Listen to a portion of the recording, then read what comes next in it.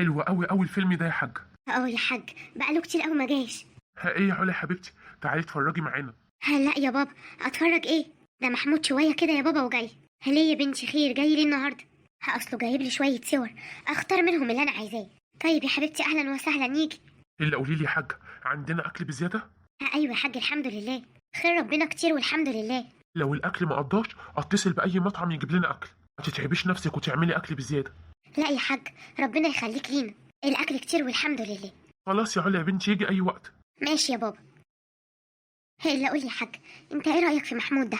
كويس يا حاجه، واهله كويسين قوي، وتقريبا نفس مستوانا الاجتماعي، والشقه بتاعته الحمد لله في حته كويسه وراقيه، وخلاص قرب يشطبها. ده في شباب كتير قوي يا حاجه لحد دلوقتي ما بيعرفوش يجيبوا الشقه، لان الشقه دي بتبقى عقبه في حياه اي شاب في الاول.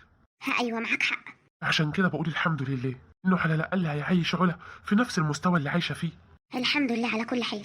يلا بقى قومي توكلي على الله، ادخلي المطبخ وشوفي هتعملي ايه، عشان الراجل لما يجي نقوم معاه بالواجب. حاضر يا حاج، من عينيا الاتنين. بقول لك يا حاج، خير يا حاج. يا ريت وانت واقفه في المطبخ كده تعملي فنجان قهوه، احسن دماغي وجعاني قوي. حاضر، من عينيا الاتنين. تسلم عينيكي. ازيك يا بابا، عامل ايه؟ الحمد لله يا محمود. انت لابس يعني خارج ولا ايه؟ ايوه يا بابا خارج، رايح عند علا.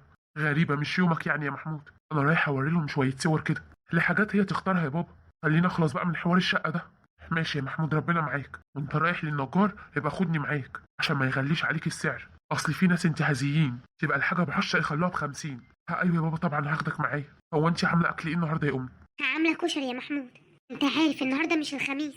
ايوه يا حبيبتي، ما انا عارف، انا قلت بس اسالك هشوفك عامله اكل ايه. هو انت هتاكل عند اهل خطيبتك؟ مش عارف، انا رايح اوري لهم الصور وبس، مش معقوله يعني هقول لهم اكلوني. محمود، هو انا قلت لك كده؟ انا بسالك سؤال. ماشي يا امي، وعوزتوا اي حاجه كلموني. ماشي يا حبيبي، مع السلامه، وسلم لي على اهل خطيبتك. الله يسلمك يا بابا. ربنا يكتب لك الخير يا محمود يا ابني. الا قولي لي يا حاجه، ايه رايك في اهل علا؟ هما كويسين ومستواهم كويس، شبه مستوانا دلوقتي. الحمد لله على كل حال. فاكره يا حاجه اول جوازنا؟ انت هتقولي كانت ايام صعبه قوي يا حاج. الحمد لله يا حاجه، ربنا عوضنا وبقينا احسن من الاول بكتير، ولولا اللي حصل لنا في الاول، لولا ان احنا قادرين نحافظ على النعمه دلوقتي. ايوه صح، معاك حق. ناس غيرنا لو جالهم الفلوس دي بعد الشقه ده كله كانوا قعدوا يبعتروا يصرفوا على الاكل يمين وشمال، ما يعرفوش ان القرش ما بيجيش بالسهل. وقعدت 8 سنين اكل فول بس. يا حاجه، انت لسه فاكره؟ وهي دي حاجه تتنسي؟ ده عمر بحاله يا حاج، انساه ازاي وارجع واقول الحمد لله. الحمد لله يا حاجه. يا رب يجعل مرات محمود اصيله زيك كده، وتستحمل جوزها وتقف معاه لحد ما يبقى حاجه كبيره. يا رب. اهلا وسهلا بيك يا محمود يا ابني.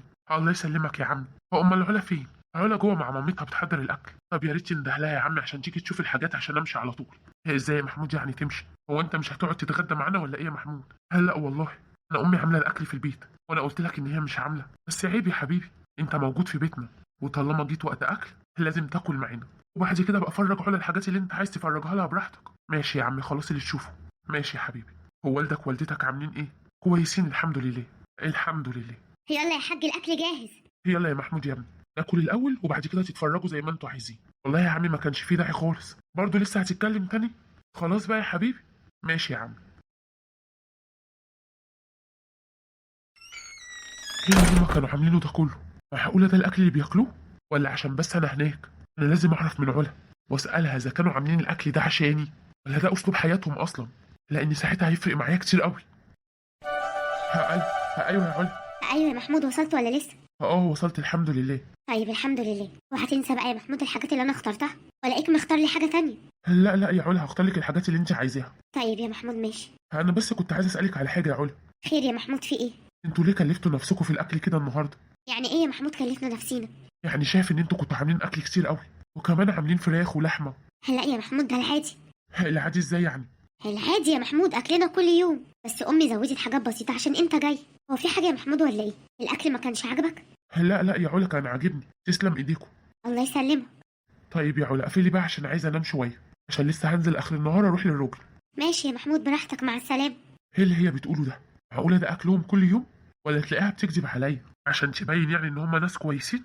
عامه كله هيبين، وهعرف كل حاجه في الوقت المناسب. مالك يا محمود؟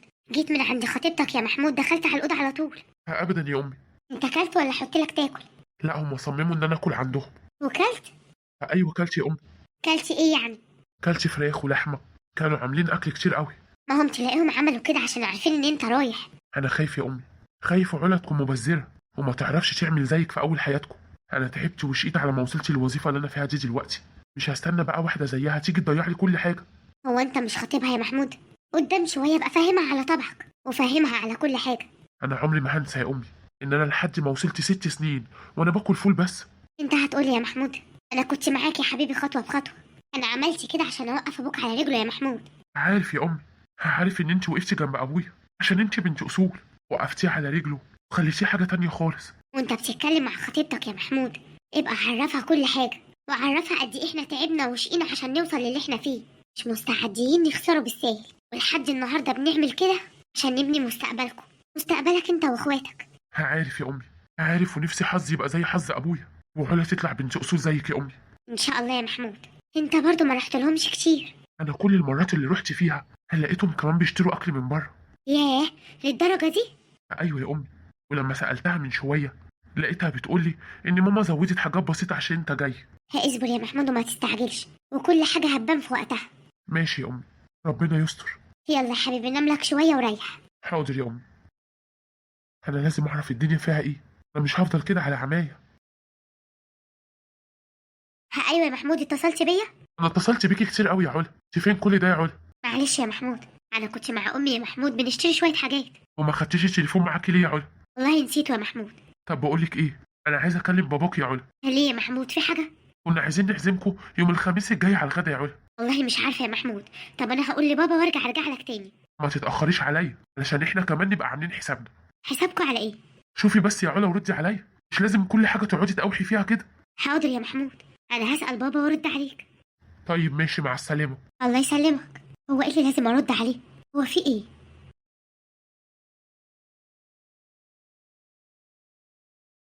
ايه يا علا، في حاجه ولا ايه؟ ايوه يا بابا، محمود اتصل بيا وكان عازمنا من الخميس الجاي، وقال لي اسال حضرتك. الخميس الجاي؟ لا يا علا، ما ينفعش خالص. ليه يا بابا؟ عندي شغل مهم قوي يا حبيبتي لازم اعمله. اقول لك قولي له خليها يوم الجمعه او السبت، انا فاضي في الايام ديت. طب خلاص يا بابا هقوله. ايش يا حبيبتي؟ الو. ايوه يا محمود. ايه يا علا، عامله ايه؟ الحمد لله انا كويسه. انا سالت بابا يا محمود، كويس، خير، وقال لك ايه؟ قال لي ان هو معلش عنده شغل يوم الخميس ومفيش مشكله نخليها الجمعه او السبت. لا يا علا، ما ينفعش. ما ينفعش ليه يا محمود؟ وايه المشكله يعني؟ لا يا علا، خلاص نخليها الخميس اللي بعده. انتوا وراكوا حاجه يعني الجمعه او السبت؟ مش هينفع يا علا، يعني لما بنحب نعزم حد بنحب نعزمه يوم الخميس. حاجه غريبه، كل الايام بتاعت ربنا، يفرق ايه الخميس عن الجمعه عن السبت؟ هو ده نظامنا بقى يا علا. طيب خلاص يا محمود ماشي، انا هبلغ بابا واقوله خليها الخميس اللي بعده. ماشي يا علا. هو انت يا محمود هتجيلنا يوم الثلاث زي ما بتيجي كل اسبوع؟ ان شاء الله يا علا، يوم الثلاث هبقى عندكم ان شاء الله، وكمان عشان اكد على باباك الميعاد بقى بتاع العزومه. ماشي يا محمود، مع السلامه. الله يسلمك. انا كده مش فاهمه اي حاجه، حتى العزومه عايزها يوم معين، هو في ايه بالظبط؟ يمكن هما من الناس اللي بيحبوا يعزموا العزايم من الخميس عشان الجمعه بتبقى اجازه. والله انا ما عارفه حاجه، عامه برضو كله هيبان. ايوه يا علا، انا لسه داخل البيت دلوقتي. وعملت ايه يا محمود؟ الراجل عمل كل حاجه. خلاص يا علا، قرب يخلصها، يعني يا دوبك كده بيفنش فيها. طب الحمد لله. احنا كده بقى يا علا محتاجين نشوف الفرح هيتعمل فين والحاجات النهائيه دي. طب نستنى شويه يا محمود، انا خايفه اي واحد من الصنايعيه اللي احنا متفقين معاه يخلف ميعاده. لا يخلف ميعاده ايه يا علا، انا كل يوم ببقى هناك في الشقه بعد الشغل. طيب يا محمود ربنا يسهل. الا قولي لي هتاكلوا ايه النهارده؟ هناكل ايه؟ ايوه عادي، يعني سؤال. ماما عامله فراخ ومحشي وملوخيه يا محمود، تيجي تتغدى معانا. محشي وفراخ وملوخيه؟ مع ان النهارده الحد يعني يا علا. والاكل بالميعاد يا محمود ولا ايه؟ هو انتوا عندكم عادي يعني بتعملوا فراخ ولحمه كل يوم؟ ايوه عادي بنعمل اكل زي اي حد ما بيعمل اكل. هو انت هتاكل ايه النهارده؟ لا انا امي عامله لنا عدس. عدس؟ ايوه. مع ان الجو مش برد يعني قوي كده. هو الاكلات لها دعوه بالبرد ومش البرد يا علا، احنا متعودين بناكل اي حاجه. طيب ماشي يا محمود، بقى شوف هتعمل ايه مع الراجل وكلمني. ماشي يا علا، مع السلامه. الله يسلمك. انا مش مستريح للحكايه دي بقى، انا لازم اعرف علا هتقف جنبي ولا لا، وهتضحي عشاني ولا لا، وهتساعدني ان احنا نكون مستقبلنا ومستقبل عيالنا، ولا هتصرف كل الفلوس على الاكل. انا لازم اعرف طريقه تفكيرها ازاي بالظبط، وايه اللي هما بيعملوه ده، اللي بيعملوه ده ما يرضيش ربنا. عامه لما يجوا يتعزموا عندنا انا هشوف طريقتهم واسلوبهم وهيعملوا ايه بالظبط، وكل حاجه هتبين.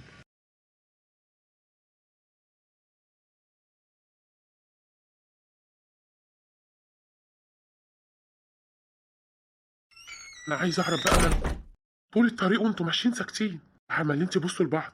هو في ايه بالظبط؟ هي يا حاج يعني انت مش ملاحظ؟ لاحظ ايه؟ مش ملاحظ ان هم قدموا لنا صنف طبيخ واحد؟ طب وايه المشكله يعني يا حاج؟ هو ايه المشكله؟ ازاي يبقوا عازميننا ونلاقي صنف واحد؟ ده اديك شايف لما محمود بيجي احنا بنعمل ايه؟ ده احنا كمان بنجيب اكل من بره.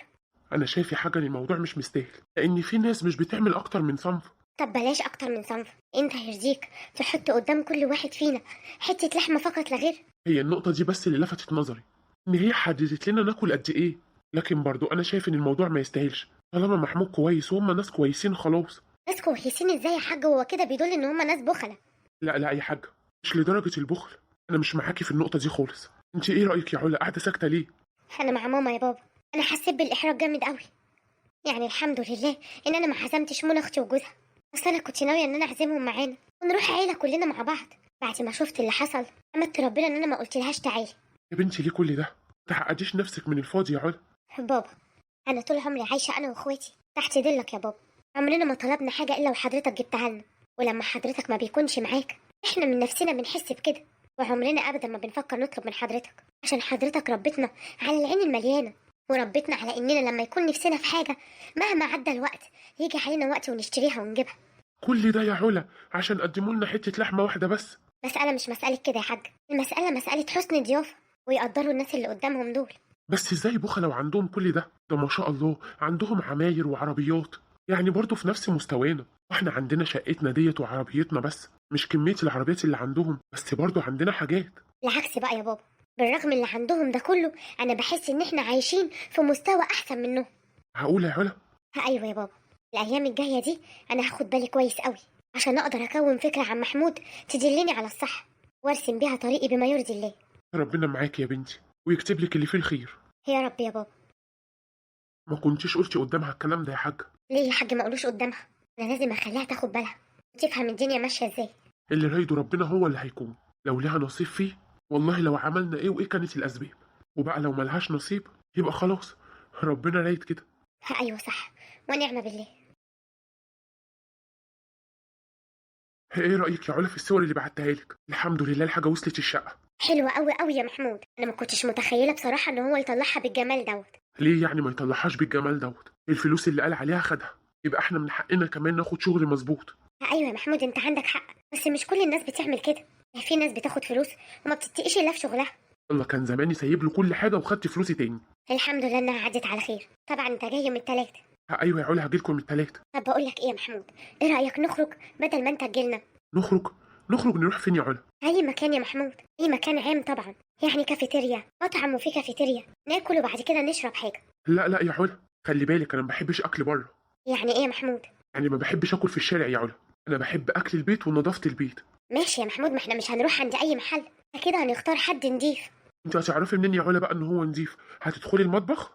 يا محمود، يا محمود افهمني، احنا كل ما بنتقابل هنا في البيت. تعالى نخرج نغير جو. انا قلت لك يا علا انا بحب اكل البيت، ولو انتوا يعني مش عايزين تكلفوا نفسكم وتعملوا اكل خلاص مفيش مشكله. ايه اللي انت بتقوله ده؟ اكل ايه اللي احنا مش عايزين نكلف نفسنا بيه؟ انا امي وابويا ربنا يبارك في صحتهم يا رب بيجيبوا احسن حاجه وبيعملوا احسن اكل. هي المشكله فيا انا عايزه اخرج اشم هوا، واظن ده حقي يا محمود. حقك يا علا، بس من غير اكل. انا لا بحب اكل ولا اشرب بره. خلاص يا محمود براحتك. ان شاء الله هجيلكم يوم التلات. ماشي يا محمود، اهلا وسهلا. اهلا بيك يا علا، يلا مع السلامه، ولو عوزتي حاجه كلميني. شكرا يا محمود، مع السلامه. حتى الخروج بيقول لا، والغرابه ان هو مش بيقول لا عشان حاجه، ده بيقول عشان ما بحبش اكل بره. نعرف ان فعلا في ناس ما بتحبش تاكل من بره، بس مش للدرجه دي. حتى الناس دي بتحب تاكل اكلات معينه من بره زي المشويات كده، الناس كلها بتاكلها بره. انا بصراحه خلاص تعبت، مش قادره اوصل لفكره محمود عايز ايه بالظبط، ولا عيشته وطريقته هتبقى ازاي. يا رب بين لي كل حاجه يا رب، مع اني حبيته واتعلقت بيه، لكن انا فعلا محتاجه اعرف عنه حاجات كتير، وان شاء الله ربنا هيبين لي كل حاجه. مساء الخير يا امي. مساء النور يا علا، ايه اللي اخرك كده؟ معلش يا حبيبتي، عديت على كذا محل كده كنت بشتري شويه حاجات. وهي فين الحاجات دي؟ حطها في العربيه تحت ما قدرتش اطلعها، قلت هستريح شويه بانزل اجيبها. على فكره منى اختك اتصلت بيكي واتصلت بيكي كتير قوي يا علا، بس انت ما رديتيش يا بنتي. معلش يا امي ما سمعتش التليفون، الدنيا كانت زحمه قوي. انا هدخل اكلمها دلوقتي. ماشي يا علا. ايوه يا منى. ايه يا علا حبيبتي عامله ايه؟ الحمد لله كويسه. اتصلت بيكي كتير قوي يا علا ما بترديش. معلش يا منى، كنت في الشارع بشتري شويه حاجات. طيب يا حبيبتي. ماما بتقولي ان انت زعلانه يا علا. انا مش زعلانه يا منى، انا بس قلقانه. ايه اللي قلقك بس يا حبيبتي؟ محمود يا منى تصرفاته كده مش عارفه، حاسه ان فيها حاجه غامضه لدرجه ان انا نفسي اقول له اتكلم معايا بصراحه. انت عايز توصل لايه بالظبط؟ طب ما تعملي كده. اعمل ايه؟ قولي له لو في حاجه في قلبك اتكلم معايا وقول لي الدنيا فيها ايه يا محمود، عشان يبقى بادئين حياتنا على نور. يعني انت رايك كده يا منى؟ ايوه رايي كده، وساعتها هتعرفي منه كل حاجه وتحكمي عليه صح يا علا. انت مش هتفضلي قاعده مستنيه المواقف اللي تحصل عشان تكوني شخصيه. اساليه عن حاجات وساعتها هتعرفي كل حاجه. عندك حق. ما قلتليش كنت بتشتري ايه؟ كنت بشتري لبس وبرفان وحاجات ناقصاني. انت قبضتي بقى النهارده؟ ايوه، عرفتي منين؟ هو انت بتسكتي يا علا؟ اول ما بتقبضي بتنزلي تجيبي كل اللي نفسك فيه. دي حاجه طبيعيه يا منى. ربنا يا حبيبتي يهنيكي ويسعدك. ربنا يخليكي ليا يا حبيبتي ويخلي لنا بابا وماما وعلي يا رب يا حبيبتي. يلا انا هقفل معاكي بقى، ولما يحصل اي حاجه تاني اتصلي بيا وعرفيني. حاضر يا حبيبتي، مع السلامه. الله يسلمك. منى عندها حق، اكيد لما اساله اكيد هيجاوبني واعرف ضميره فيه ايه وهما بيمشوا الدنيا ازاي، عشان انا من جوايا مش مستريحه، حاسه ان في حاجه غلط.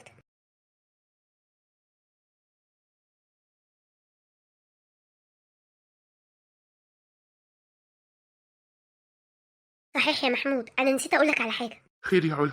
مش انا من كام يوم نزلت اشتريت لبس كتير قوي وكمان مكياجات وبرفان؟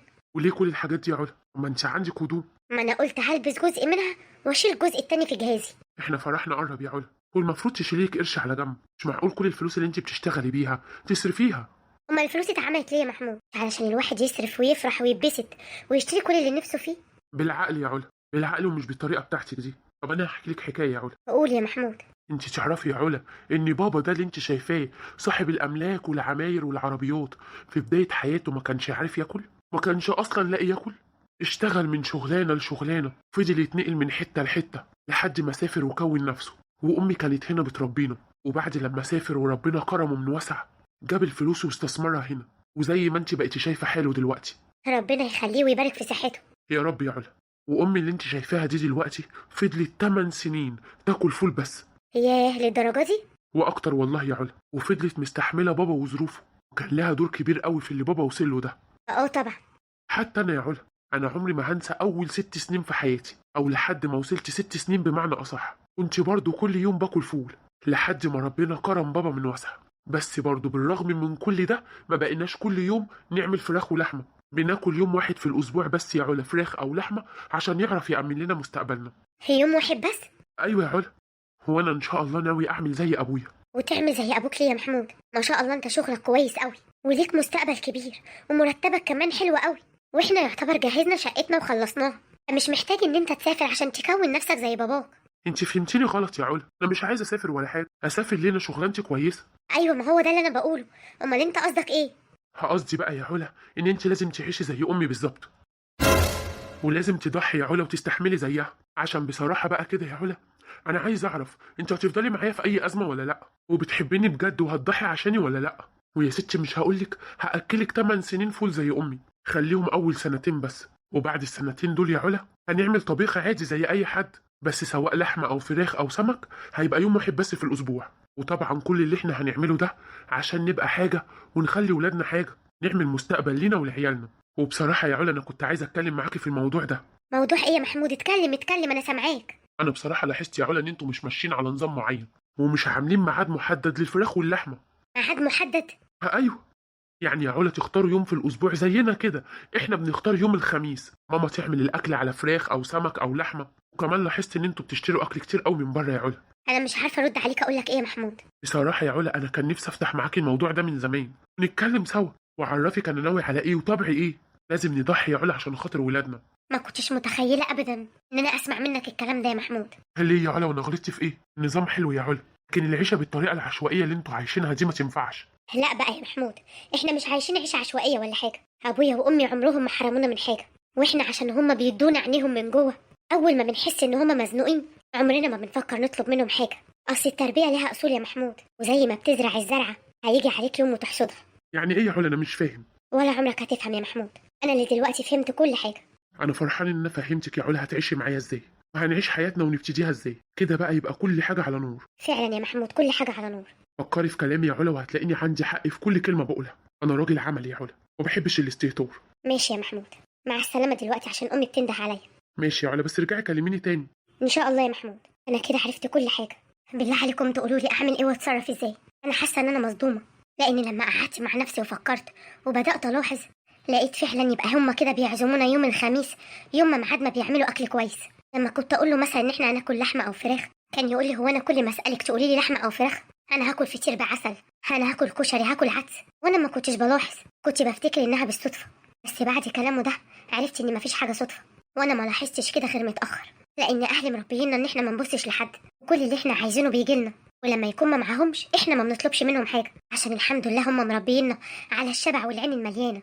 لكن حكايه ان الاكل يبقى ليه مواعيد محدده دي بصراحه انا ما سمعتهاش قبل كده. وربنا يخلي بابا وماما طول الوقت بياكلونا كويس، وبناكل كل اللي نفسنا فيه طالما ربنا كرمنا وموسعها علينا. هو انا اصلا القولون تعبني، ما اقدرش اكل بقوليات بالطريقه دي. وحتى لو مش تعبانه، انا ليه هتحمله بتفكيره ده؟ ليه يبقى ربنا كرمنا ونحوش عن نفسنا ونعيش العيشه اللي هو عايز يعيشها لنا؟ والغرابه ان هو مرتبه كويس قوي وشغله كويس جدا. هو انا كمان مرتبي كبير ومتعوده اكل كل اللي نفسي فيه، والحمد لله عمري ما حرمت نفسي من حاجه. المشكله ان انا عرفت كل الحاجات دي قبل فرحي بشهر ونص بس. هو بجد مصدومه ومش عارفه اعمل ايه. وهو عمال يبعت لي على الموبايل علامات استفهام، يعني طبعا بيسالني رايك ايه في اللي انا قلته، بس انا مش قادره ارد عليه. ولحد دلوقتي برضو انا ما حكيتش لاهلي حاجه. بس بجد مش عارفه اعمل ايه.